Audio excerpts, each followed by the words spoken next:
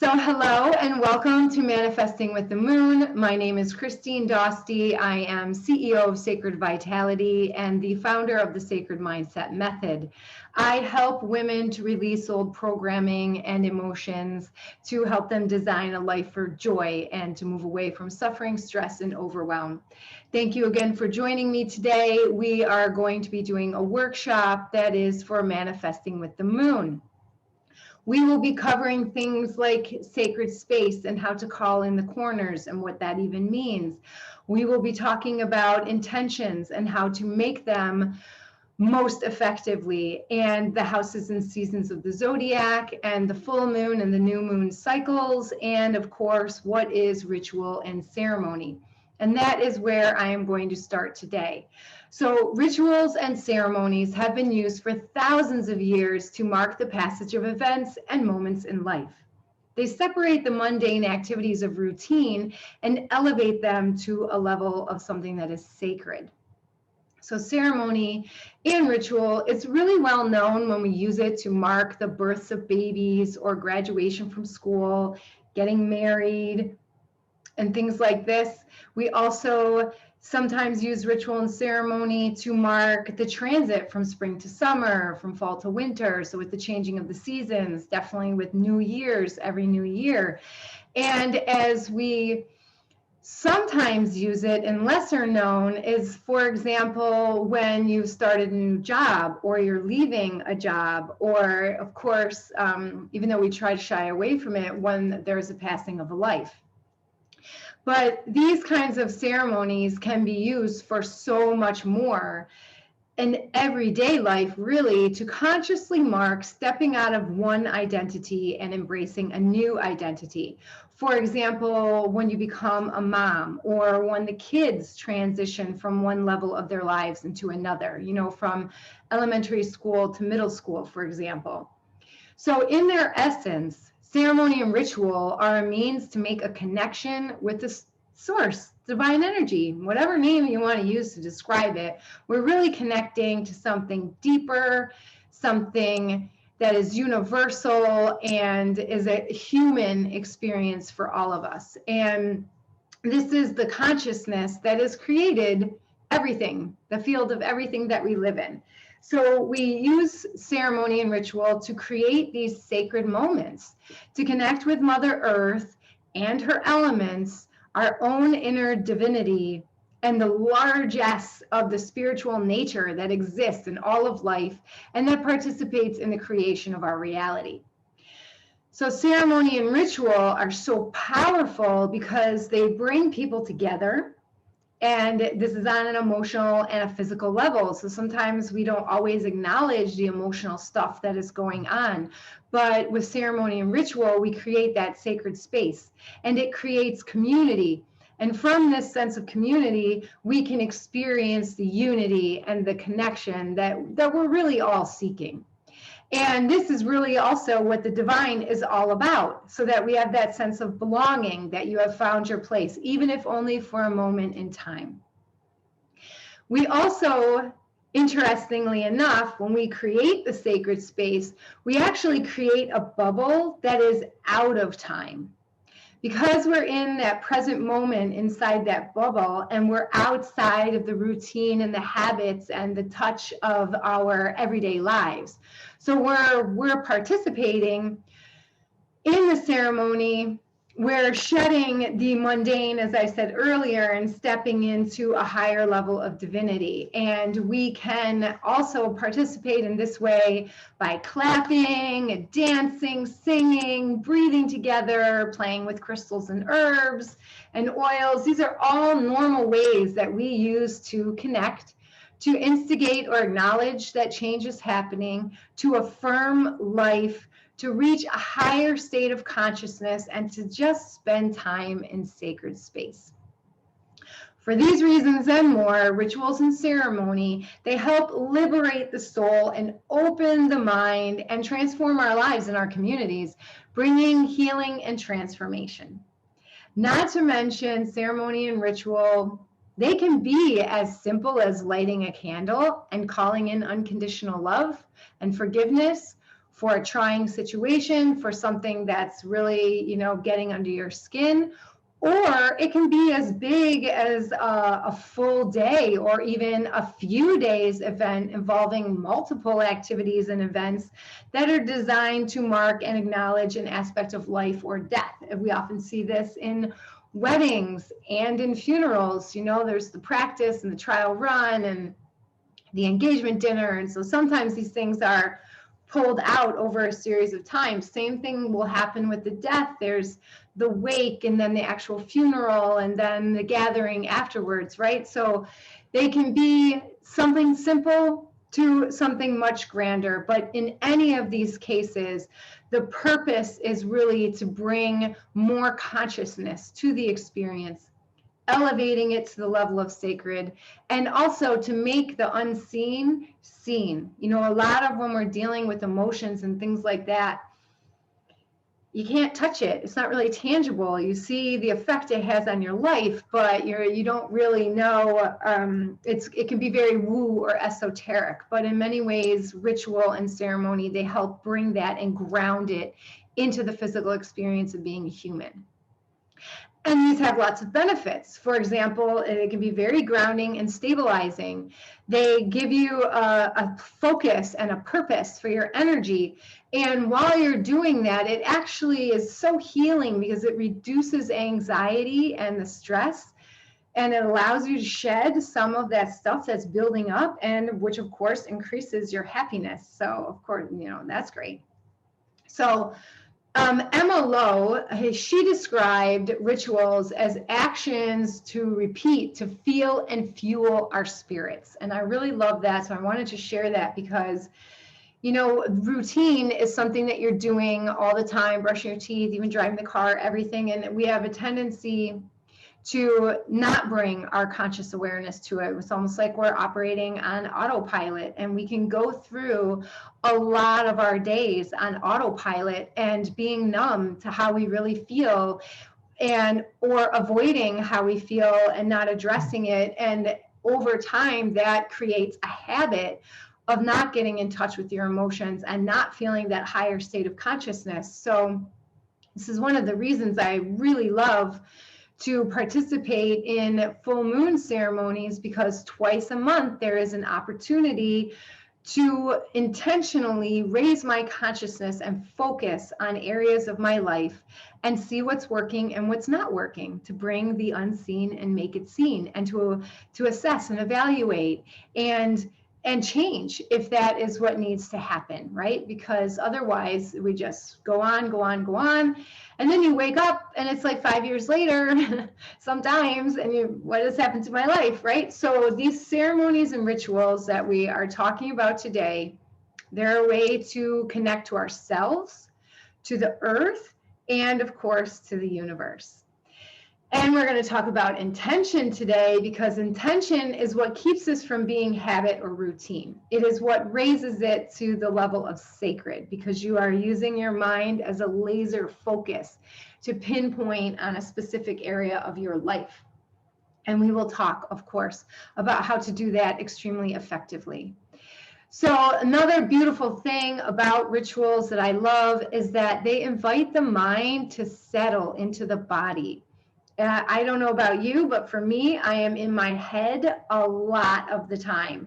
And so it can get really challenging for me to settle down and relax my body. And sometimes after I start to relax, it is only then I realize how much stress I was actually holding on to, because sometimes it's really difficult to relax physically, like get the muscles to just chill out. So the ritual allows you to settle into the body, to get quiet, and then creating a safe space where you can get honest and go into the inner work and see what's going on in your life and see if it's working for you or not, and to tap into that personal expression of your own spirit, which I just think is beautiful. We should do it as often as we can, because it just gives us confidence and brings joy into our life. And so do it as much as you can.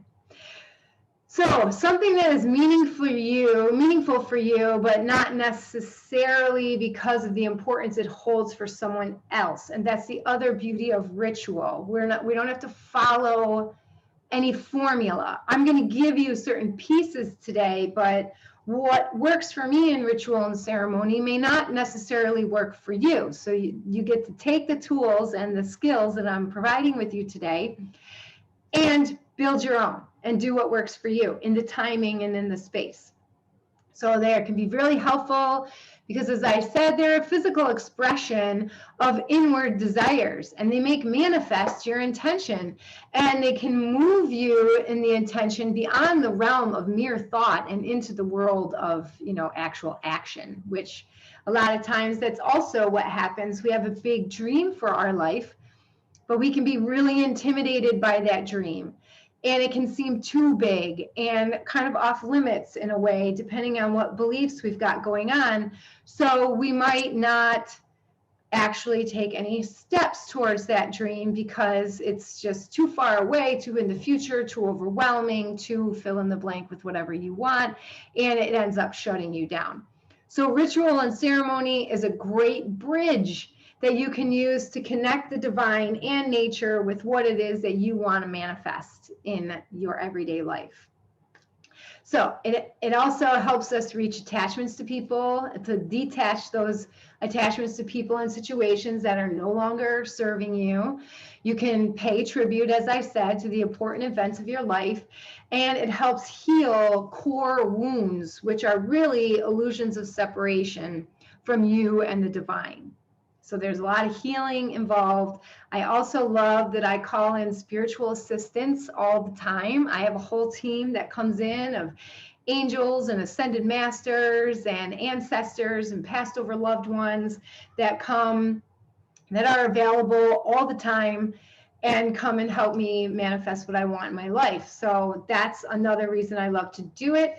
Not to mention that for me, it follows a natural rhythm of the earth and what the universe is focusing on naturally in the 12 houses of the zodiac, as you will see. So every year, 2 times a month, I get to dive into, in a natural flow, looking at myself, looking at my habits, looking at what I believe about home, what I believe about achievement, what I believe about community, what I believe about the divine. And it goes through these little gardens, seasons, houses, castles, however you want to call them, and gives you a chance to really dive in systematically even into those areas of your life once a year, take an assessment and evaluation, see what's working. It's beautiful.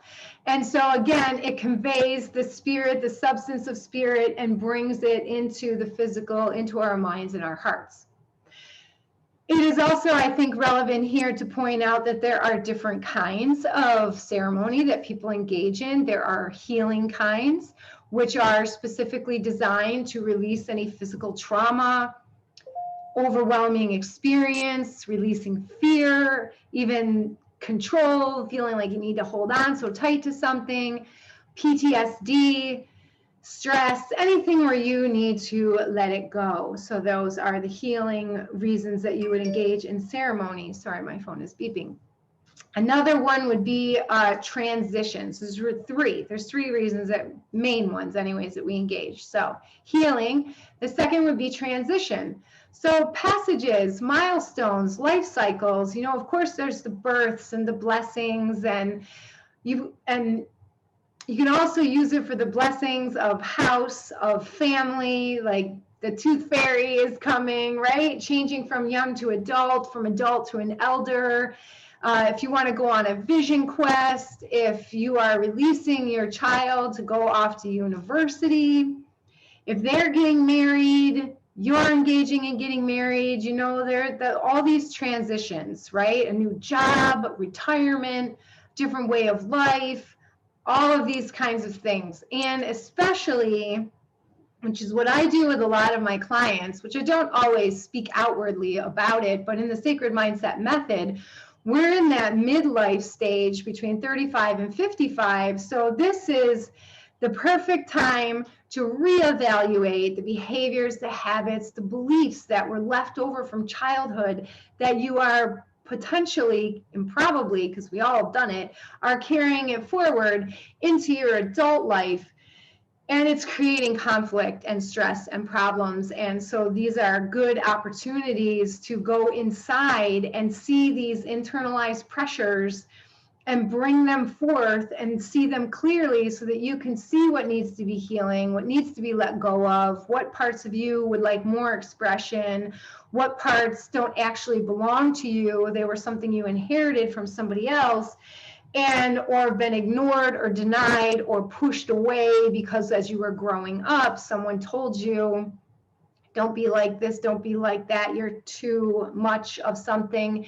And so it caused you shame or guilt or embarrassment, and you pushed it away and you hid it. So that creates a shadow aspect of yourself. And so a ceremony is also wonderful, a safe space, again, which we often create in the Sacred Mindset method. It's not outwardly stated that way, but that's the container that I hold, so that the healing can happen in that way and transition from really taking personal responsibility for what's going on in your life. So I love that. And of course, the last reason for ceremony is celebration. Birthdays, anniversaries, weddings, engagements, renewal of vows, pregnancies, all of the promotions, paying off a debt that you've been holding on to for a while, recovering from an illness. Now, we don't always have ceremony for these kinds of things, but it's available for that. And really, we should be celebrating as much of life as we possibly can, because it just invites in so much joy and happiness. And I love celebrating the small wins and not just the big things. When I first met my partner, he thought I was a little nuts, because if he got a call for an interview, it was a celebration. And he'd be like, but I don't have the job yet. No, okay, whatever, but you got a call, right? So it's a step. So why not celebrate all the steps instead of holding off and having all the tension and stress, waiting to see, will I get the job or not, which, usually you do, or invite in that open, loving, fun energy and celebrate all along the way. I mean, it's a choice. You can continue, and the stress is going to be there for sure, but you can balance it out with the celebration of how awesome it is that you've made progress in what you're doing. So you can invite celebration in your life every single day with gratitude. And hey, I woke up this morning. Like, it's totally possible, right? So this is where I do the solstices, the equinoxes, the cycles of the moon. And of course, in our culture, we do Christmas, we do New Year's, we do Halloween. So these are all moments where there's characteristics of gratitude, expressiveness, if there's dancing or partying, or well, maybe not now, but dancing or partying or what's going on, and a general uplifting of enthusiasm, which is all really high vibe. And the more high vibe you can invite into your life, then the better it's going to be, right?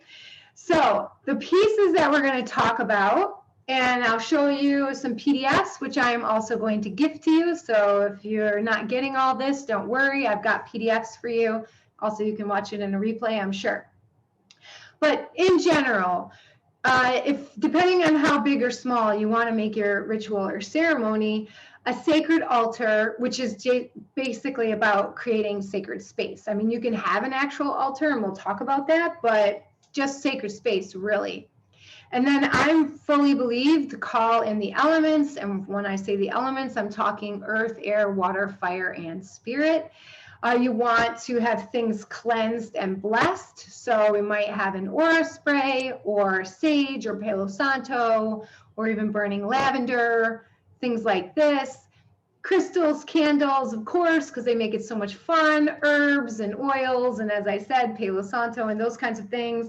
Sacred objects, depending on what you're doing a ritual around. For example, if you're doing something to honor your ancestors, then you might want pictures of your ancestors. If there's something you're trying to call in, like a relationship or love, then you might want pictures that inspire not the thing itself per se, but the essence of the feeling that you want to have. And we'll talk about that too a little bit more, because it's not, in this kind of thing with manifesting, we don't necessarily want to go for a thing, a physical object, because quite honestly, when we involve spirit and co-create with spirit, spirit has access to far more potentialities than we can imagine at all. So if you're saying that I need this to happen exactly this way, it really is good, and you can do that for some things for sure, but it can be also very limiting, because what if it's something better for you waiting around the corner and you haven't thought of it, and spirit is like, but I really want to give you this much, much cooler thing,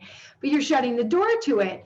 So we want to really go for the feeling of what it is that we want to have. You know, if that object that you're looking at is going to make you feel powerful, joyful, grateful, well, then when you're making that intention or desire, then that's what you want to focus on, that feeling that's going to bring to you. I hope that makes sense. Drop a comment if it doesn't make sense, and I can certainly explain it a little bit more. So in each ceremony and ritual, and in many things, there's always stages. There are certain steps of things that happen. And that's like in everything really. But so you've got the opening, and before we do the opening of the ceremony, we kind of open up the space, right? So that's what we'll do an invocation. We call in the guides and the elements. We'll create the sacred space. There might be some breath work that you're doing. And then we're going to have the separation stage, which the separation stage is stepping out of the mundane everyday world and into that space and leaving behind everything else and getting ready of what needs to, like, you're going to bring into the space what it is that you're offering up to let go of and release or heal. And then there will be a moment within the ceremony where that transformation will happen. And maybe you'll use oils, or you'll write some things on a piece of paper, or you'll have symbols, but there will be a moment of where you detach yourself from that old energy, that old way of being, that whatever it is that you're letting go of, the old identity, whatever it is, and then inviting in the new energy. And then you'll be charging the objects with the intention, charging the space with the new energy. And then there'll be a moment where you allow that to incorporate, where you're acknowledging that the healing has happened or that the intention is going to come to pass. And then you'll close and you will wrap it up and say goodbye and say thank you. And I think right now I'm going to share my screen to show you the first document that I have. So if you can see my screen, can you just drop like a thumbs up? I can see this document so that I know, let's see, if you can see this. You should be looking at a PDF, which I will then be dropping into the links. Okay, perfect. Okay, so this is the document that I'm going to drop. Actually, well, I'll drop it in a second because I'm sharing a screen. So after you get to here, mostly about what I'm talking about is right here, the sacred space, how to call in the divine. Then it talks a little bit about the structure of your intention, details, again, crystals, essential oils, sacred objects, these kinds of things, why we want to bring them in. And if you have any questions, some major questions I usually get. So I am going to just drop that little nugget into the chat here so you can have access to that.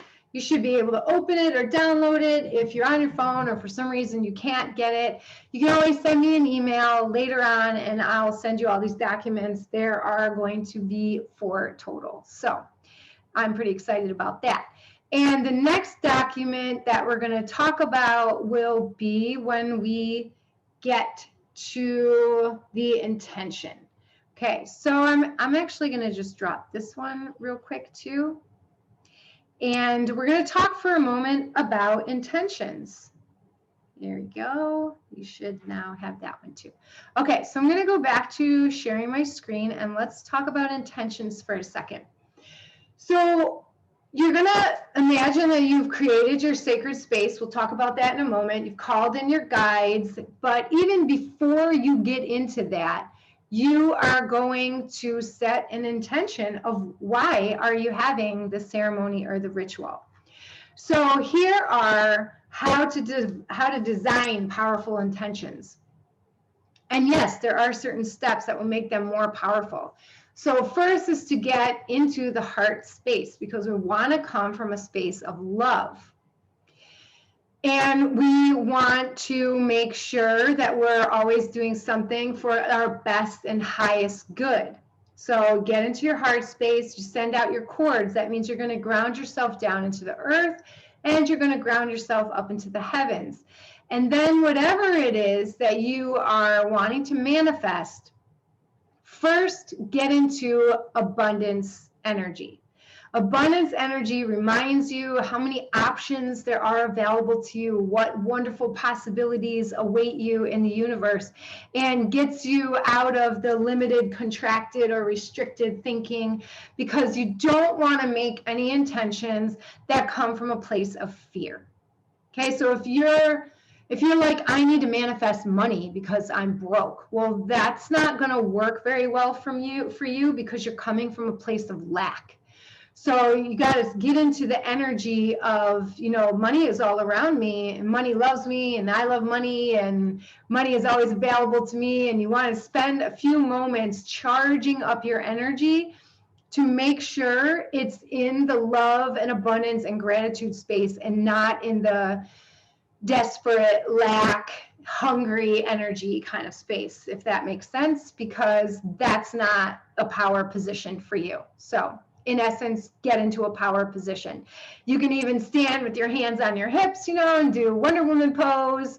Open your arms out really wide for 2 minutes and just, universe, you're amazing. Whatever works for you, get into the space where you're feeling in power. Then you'll stay in the present moment and focus again, as I said, on the best and highest good. That is when you will begin to make and design the intentions that you want to create. Now that you've gotten into that energetic space, you want to create clear statements. The clearer your statements are, the better the universe understands what it is that you're asking for, and will be able to, you can magnetize it to yourself, because it is not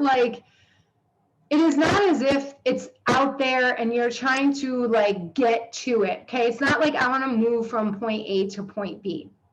What actually is the reality is, in all manifesting, is that all the potentials and all the things that you desire and all the things that pop into your mind, they actually exist already in the universe. What you're trying to do is clear the path between it and you, opening all the doors, all the potentials, and then magnetize it towards you. That's where the work is, right? Is to just get the energy channels clear.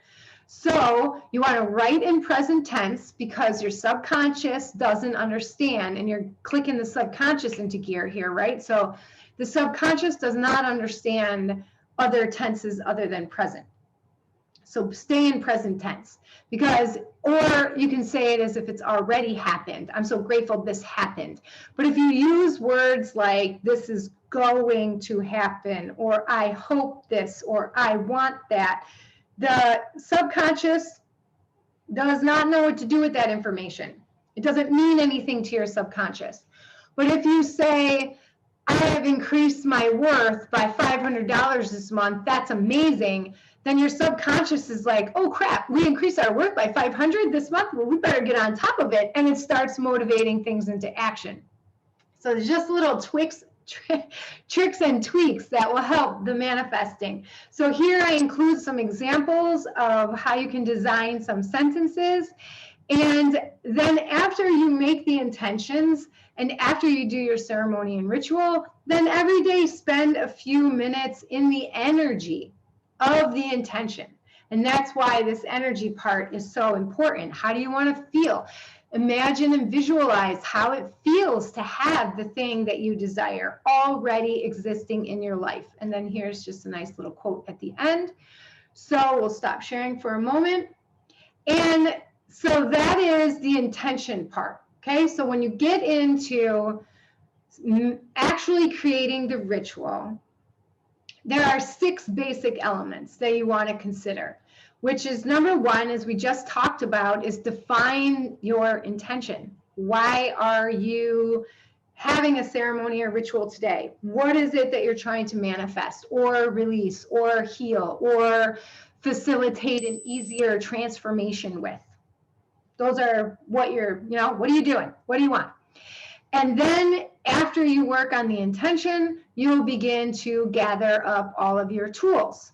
And again, your tools can be, essential oils, pictures, feathers, whatever you want to decorate with, whatever the energy, the essence is appealing to you. If you're trying to manifest a trip to the beach, which I know I want to, then it might be sand or shells or a seagull feather, something that reminds you of the beach and gets you into that beach vibe that you really want to feel, right? So again, those kinds of things, but really get real intentional about your desire. And make sure you know, are you going for healing? Are you going for manifesting? Are you releasing? Are you forgiving? Are you looking for guidance on something? Are you hoping to let go of something or gain something? Because in order to gain something new, you actually really need to let go of something, because you're all filled up, really. Like, I know you think you're separate and whole, or separate and not whole, but you really are whole. It's just some of the stuff you're holding on to isn't really serving you and you're denying it. And so it's really helpful to release some of those things so that you can put in the stuff you actually want. You're just taking something out, putting something in. It's awesome. I love it. So again, what new reality, what new experience are you wanting to lean into? Are you trying to get away from conflict, for example, in relationships, and lean more into an easier flow and being able to be conflict-free in relationships and appreciate someone?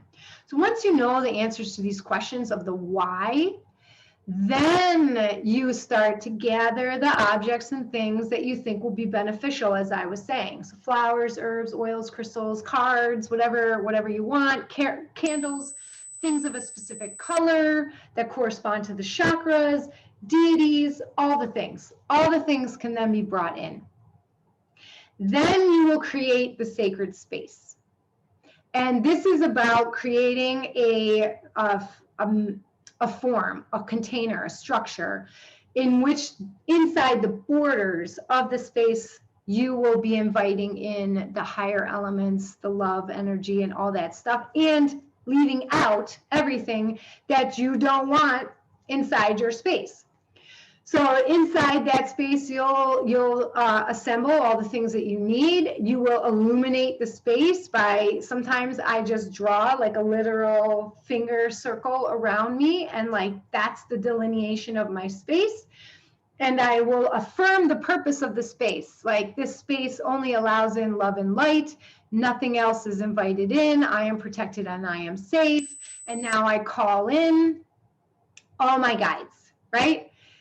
Whoever I want to be with me, depending on what it is that I'm trying to accomplish. Before I work with any healing clients, I actually create a sacred space so that we have a safe container for healing, and any loved ones are passed on, or guides or angels or whoever that want to come and facilitate the healing with me, they have a safe space to come and be in as well.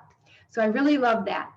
And this space, mind you, does not have to be huge, right? Like, you can put it on a windowsill, on a tabletop. You can put it on a blanket outside, you take it with you somewhere. The possibilities are endless of where you want to set up shop, as it were, for your ritual and ceremony. The only thing that matters is the intention of why you're doing it. Then, as I said, encircle that space, right? So that you have a protective bubble, and it seals off to all outside entities, any lower form energies. Sometimes I put a blue band around everything that's going, because the blue keeps out all the lower vibrations. It's a very high vibration color, and I don't want the lower stuff coming in. And once you're inside your sacred space, then you open up the ceremony. You invited everybody in, you called in the four corners, you call in the north for earth, you call in east for air, south for fire, west for water, and then spirit and entity, and bring them all into your space. And spirit guides, whoever else, you acknowledge the reason why you have join today, what connection you're trying to make. And again, I'll repeat it again, that's about healing, transformation, passing of loved ones or identity, moving on to something else, manifesting abundance, whatever it is. Take a moment and then bless all your objects that you brought into your space, cleanse them and bless them. Gratitude over everything, just sprinkle little gratitude everywhere, all over the whole space. And then you might want to have an opening statement or a prayer or a blessing of some kind. It doesn't need to be fancy. You can just, because when you speak, you are manifesting. That's what beauty of speaking. So what are you going to speak into reality? What do you want to ask? What are you praying for? What are you hoping for? Okay, so you want to speak it, connect to the higher power within you and allow it to flow, through the heart and out the throat. And always take a few moments to ground and center, send down, as we said with the intention, send down those grounding cords into the earth and one into the heavens. And just breathe, get present, be in the present moment. Whatever else is going on in your life, it can wait. You're in a space of non-time. So just be with that moment. And I think, okay, I have we'll get on with the other, another PDF, but I'll show it to you in a minute. Okay, so after you are now grounded, you've blessed all your things, you've created your sacred space, the next thing is the actual transformation. This is the middle portion of the ceremony or ritual. And it is time to present your desires or your intentions and the reason that you gathered in the first place. So this is the time you can call out your wishes or your intentions. This is the time where maybe you're writing a letter or you've already written a letter where you're forgiving someone, something, like sometimes I write letters and forgive my foods. Like I've done that when I needed to change diets, right? Or I forgive old boyfriends or old situations that happened or whatever it is. Like the subconscious doesn't really know the difference between real and imaginary. So you can have a relationship with objects. I mean, some people love their phones, right? Like holding on to it all the time. So you can have relationships with those, and you can also need to heal those relationships. I mean, everything that you interact with on a daily basis, you are having a relationship with. It's not just people. It is everything. Your clothes, your food, your music that you're listening to, the stuff that you're believing, the thoughts that you're having. Like it's all a relationship. So maybe now is where you're acknowledging that relationship and what you need from it.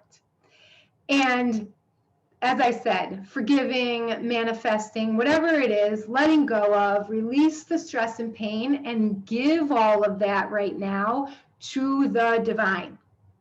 That's what this moment is for. I am laying out for you what it is I need, want, desire to be rid of, to have, to whatever. And now I'm passing it off to you.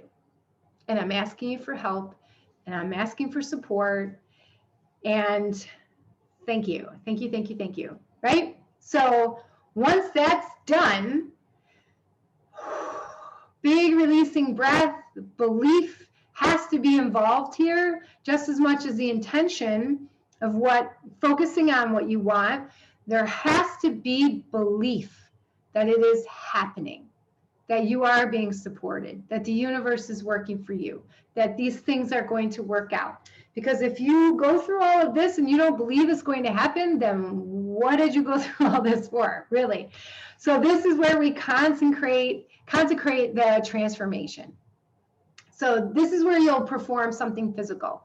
For example, sometimes when I'm doing intentions, I might read my intentions out loud and then I might burn them, like, that fire energy of getting something going. Or depending on the time of year, what I'm trying to do, I might bury them underneath a plant as if I'm planting seeds. Or if I'm trying to release something, I might have an object of a loved one who's passed over. I might be blessing something. I might be charging a crystal that I'm going to carry with me moving forwards. This is the moment right now where you're going to do these kinds of things, where you're blessing a piece of jewelry or crystal, as I said, or you might even create a potion of some kind where you're mixing bath salts with herbs and essential oils, or maybe you're making a roller ball. Maybe you've done this in the kitchen and you're making a specific kind of cookie or something. It all, I mean, really, the possibilities are unlimited. It just depends on what it is that you want, what you're after. But this is the moment where you've said it out loud and now you're doing an action that acknowledges that it's happening, and you're creating that space and creating something new. And maybe you're just sitting there and meditating for a few minutes. Either way, you're putting some kind of energy to driving force behind the transformation that is going to occur for you. I hope that makes sense. Drop a comment if it doesn't. Of course, I can always explain more. Okay, so now after you've done all of those beautiful, beautiful pieces, then you're going to close it up. You're going to give a moment. You know, you're just really going to sit for a moment, rest in that energy, just saturate in it, marinate in it, let it soak up, feel into the essence of it. Spend some time visualizing how your life is going to change, how you might change now that this thing is happening for you. Really, and it doesn't have to be long, 90 seconds, 3 minutes, just really enjoy playing in the energy of the newness of that you just created, co-created with the universe. And then, and of course, always for the best and highest good. And I didn't mention this before, but I do want to mention, when you're making intentions, it has to be for you. Okay, you can't make an intention to say, I want so-and-so to do this for me. This is a no-no. Everyone has free will. You can't screw with someone else's free will by attempting to get them to do something for you. So it always has to be for you. You know, what do you need to change? Well, who do you need to become in order to, as I said, clear the way and connect yourself more closely with the thing that it is that you desire? So if you want something more from someone else, for example, maybe what you're really doing is a ritual to release all your own fears and get the courage to ask for what you need. You know, so it does have to come back to yourself. So I just want to put that in there. So then, as I said, you're going to close it all up, do the visualization, feel the feelings, lock them into your body, anchor them in, hold the object or the crystal or whatever it is that you've charged up. And then you will thank all of the energies, you will release them, you will go backwards to release the 5 elements. So, as I said, it was north, earth, air, east, south, fire, and then west, water, and then spirit. So you will actually then go water to the west, south, fire, east, air, north, earth, again, spirit, and thank you, thank you, thank you. And break your circle. I like to do a little of that. And however you want to break the container. And then it's a good idea to ground any extra, like you might be really high, like vibrating, you know, you might have a super high energy and you might have to go back to your everyday life with kids or whoever. So it's a really good idea to ground the energy back into the earth. Like legitimately, sometimes I get on my hands and knees and just imagine it all draining back into the earth, and then go and eat something that is grounding and nourishing. So those are all really good. Okay, so why the moon? Since we talked about all of this manifesting, now I'm going to drop this last one. Well, no, it's not the last, second last one. And this one is about why we're doing the moon. So the moon, it's an easy tool to utilize for manifesting because it follows that natural rhythm and cycle.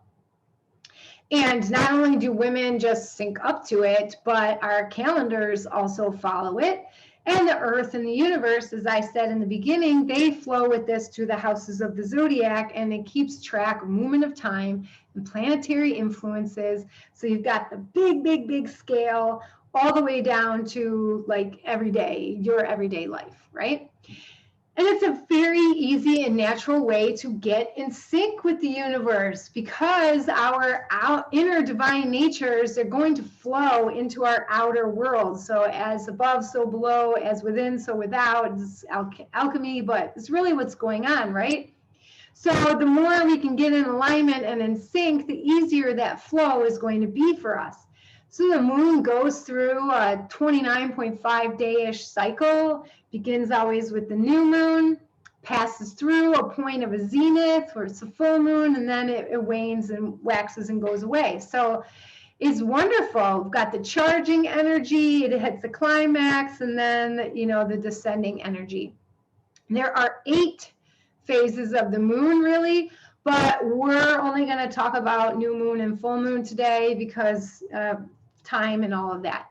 So the new moon activates the house of the zodiac for that season, and it's a perfect time for planning and planting intentions.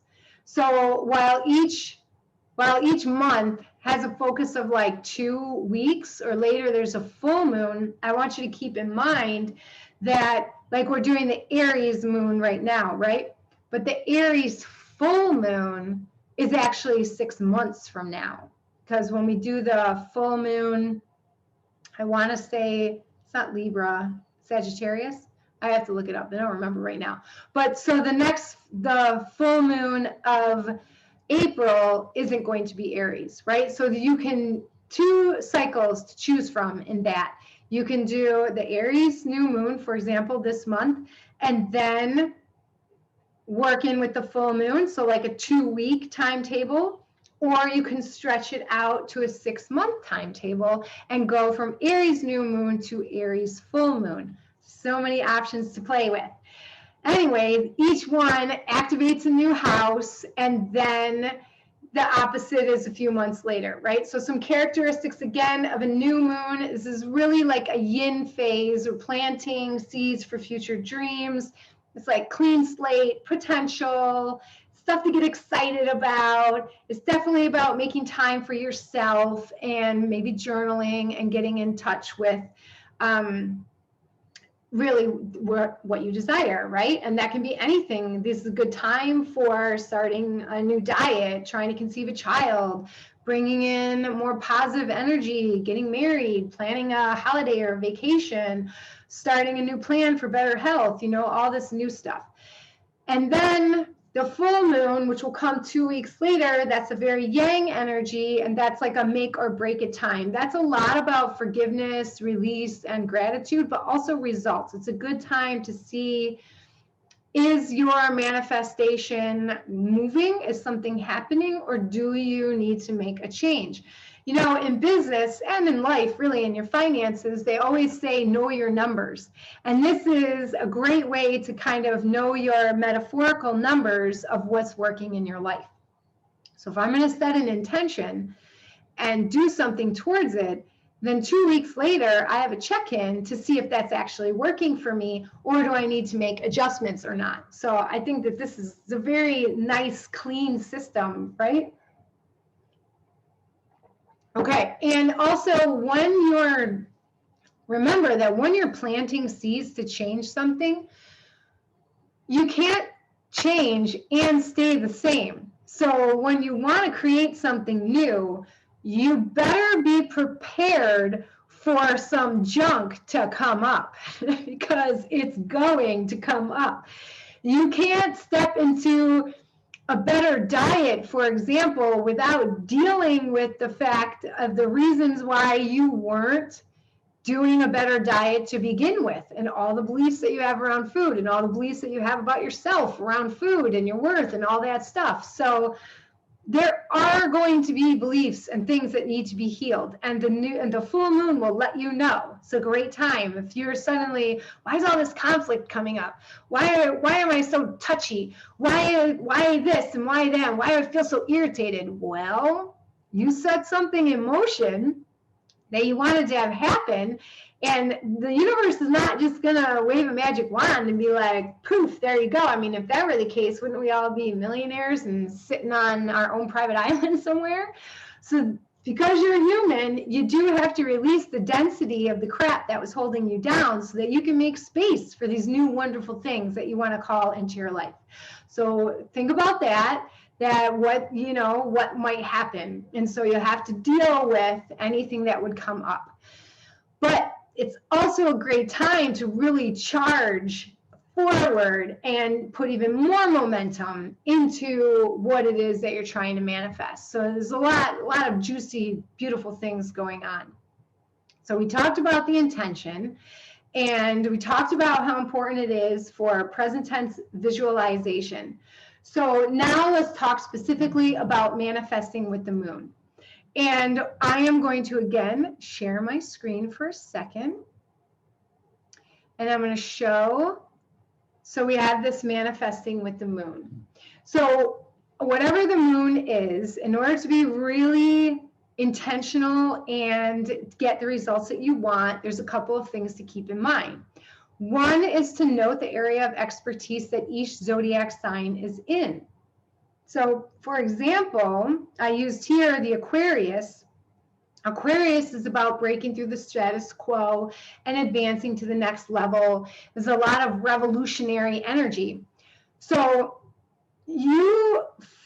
how to say this? Well, it's easy. If you're trying to manifest something, but let's say you're in Cancer, and Cancer is more about emotions and the home, then if you're an Aquarius energy of revolution in your life and a breakthrough, well, then we don't want to necessarily, we want to design it, even if it's about the home and, Cancer type things that you're focused on, we want to tailor it to fall in line with the Aquarius energy so that you're not working at odds, right? Because each of the zodiac signs, they could be a water element, an air element, a fire element, and we want as best as possible to match up to those energies so that we can just slip right into the flow of what's already naturally there.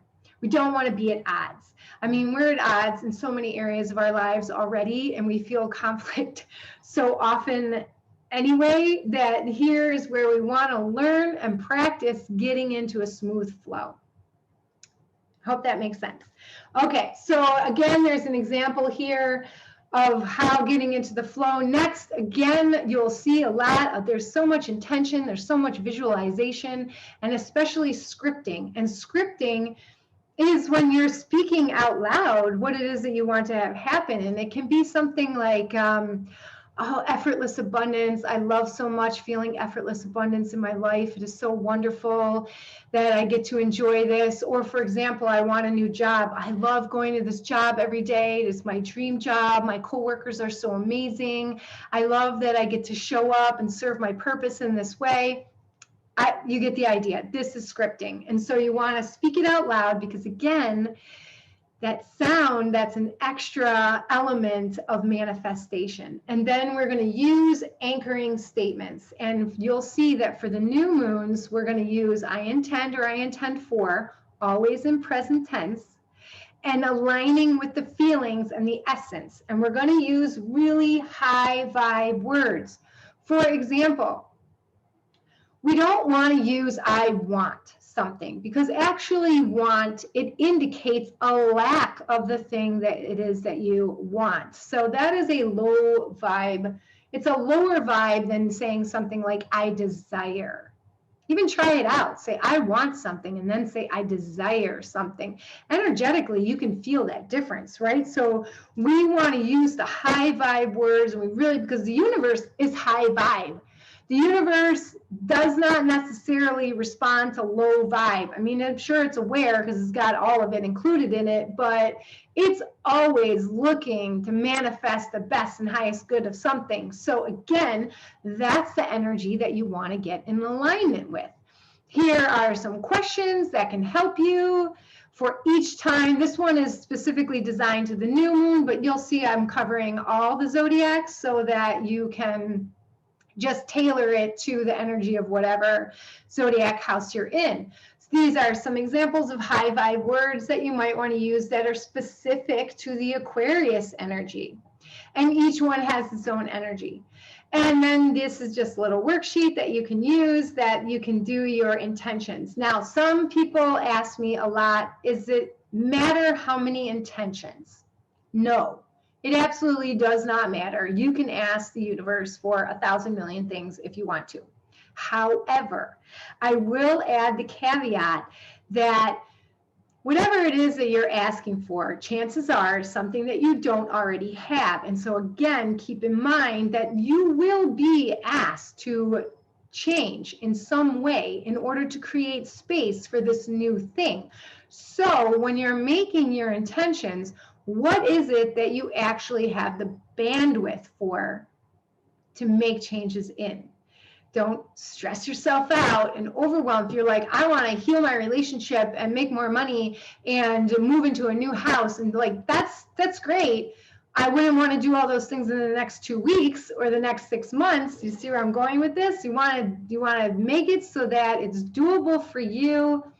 You can definitely have a big list. Like you can have a year list of things you want to manifest, a 6-month list, a 3-year list. Like you can play with that for sure. But in each time that you're doing it, maybe make it the 1 to 3 things that are like the top, that really right now is what you really care about the most, right? Okay, so with the full moon, it's very similar to the new moon, because again, we're going to get into the area of expertise of the moon. And again, I put in here that remember the new moon and its corresponding full moon is 6 months later, but you can do it within the month as well. Again, it's yours to play with. You can do both. You can keep tracking the same intentions over and over again, tweaking them, fine-tuning them, getting more clarity on them until you get what you want.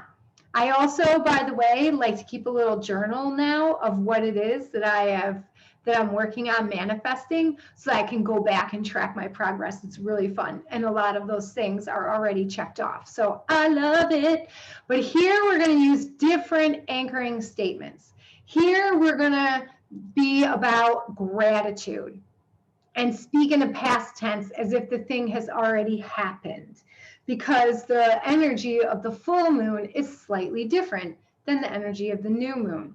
And again, we're going to incorporate the high vibe words, and we're going to finish the writing of this within 10 hours of either the new or full moon. And I didn't mention this in the new moon, but that's because the energy gets more stable within the 10 hours after. And like right at the pinnacle of that time, it's transitioning from not being full to being full. And so that, you know, there's a little bit of chaos involved in there.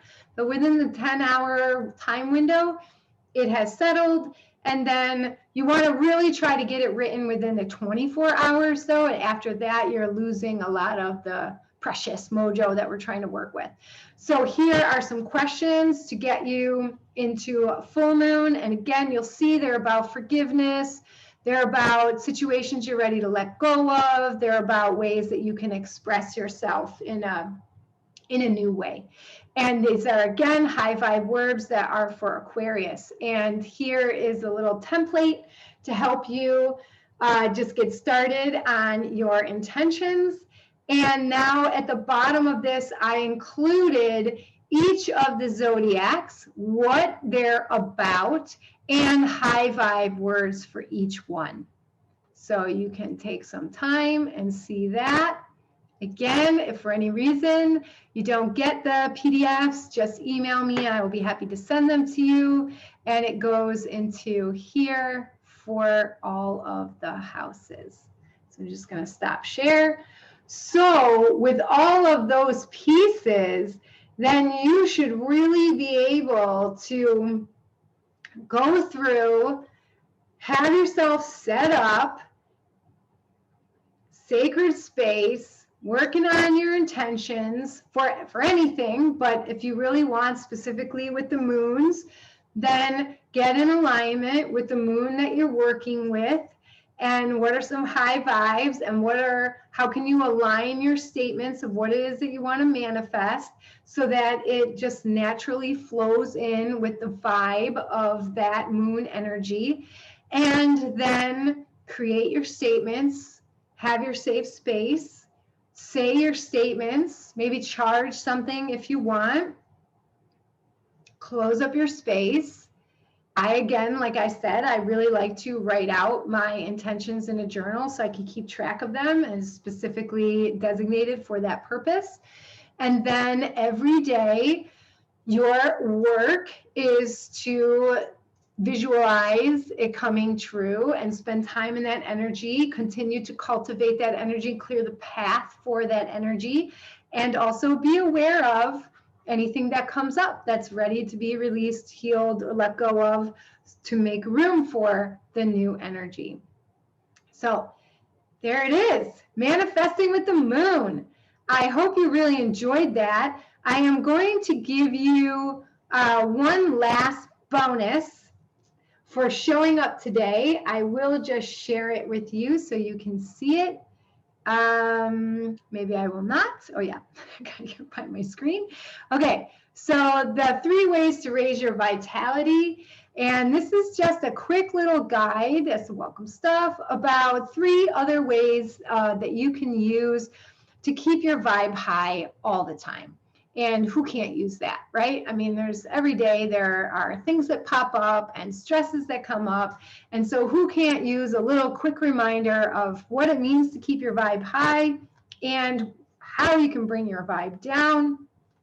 And then mindset, breath work and centering, and other tools and resources that you can use to keep your vibe high. So I will pop that in there.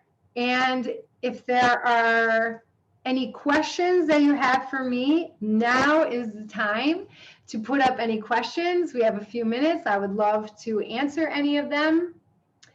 And oh, you're so welcome. I'm really glad you enjoyed it. And again, this is a lot of the kind of stuff I work with in my program, the Sacred Mindset Method, where I help women heal their stories and heal their programs and release and let go of the things that aren't serving them anymore so they can create space to design their life for joy. So if you want to learn more about that, then please reach out to me in PM or book a call, and I will put that link as well into the chat.